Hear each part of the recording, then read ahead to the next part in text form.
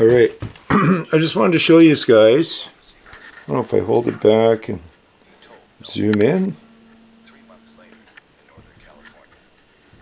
I don't know. It looks crappy on my end.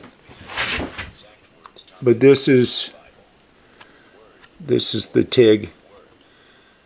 And putting the collar TIG to the actual pinion gear.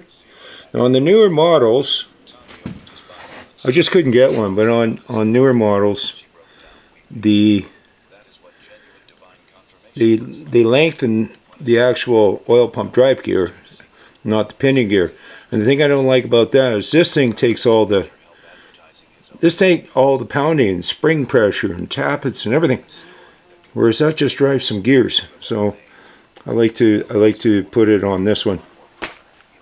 And that's it. That's the whole film.